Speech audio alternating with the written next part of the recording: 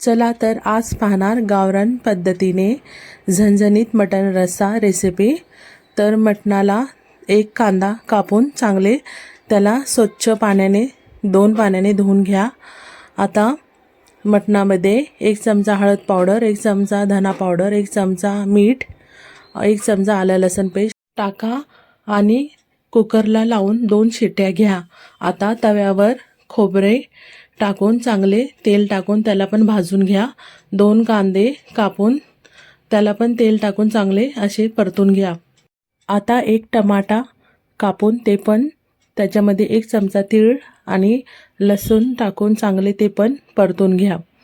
आता हे सगळे मसाले एकसारखे वाटून घ्या, बारीक असे वाटून घ्या। पहिले कधी पण मसाला वाटताना पहिले खोबरे वाटून घ्यायचे, त्याच्यानंतर बाकीचे सगळे मसाले। आता एक मोठे पातेले घेऊन त्याच्यामध्ये 3 पळी तेल टाकून हा मसाला चांगला भाजून घ्या, परतून घ्या। आता मसाला बघा कसे लालसर परतले आहे। आता ह्याच्यामध्ये 1 चमचा मिरची पावडर, 1 चमचा हळद पावडर, 1 चमचा धना पावडर, जो गरम मसाला दाखवलेला तो 1 चम्मच, जिरा पावडर 1 चम्मच आणि हे बघा चांगले तेल सुटेपर्यंत चांगले परतून घ्या। हे बघा तेल चांगले छान सुटले आहे, म्हणजे आपला मसाला चांगला परतून झाला आहे। आता मटण चांगले शिजले आहे। आता त्या मसाल्यामध्ये मटण टाकून चांगला मसाला परतून घ्या। आता तेल सुटेपर्यंत चांगले लाल होईपर्यंत चांगले त्याला परता। पाणी टाका, तुम्हाला जेवढे पाणी पाहिजे आहे तेवढे तुम्ही टाका। आता ह्याच्यामध्ये एका प्लेटमध्ये 1 चम्मच बाजरीचे पीठ घ्या। त्याच्यामध्ये जे कालवण आहे, उकळी आली आहे त्याला ते त्याच्यामध्ये टाका, चांगले मिक्स करा, त्याला गाठी येऊ देऊ नका।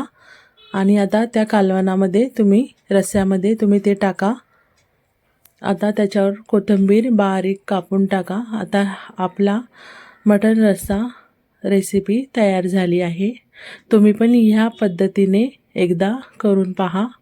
कसा बघा तेल सुटले आहे रस्स्याला, खूप छान आणि झणझणीत मटण रस्सा रेडी झाला। आता ह्याला बाउलमध्ये सर्व करा।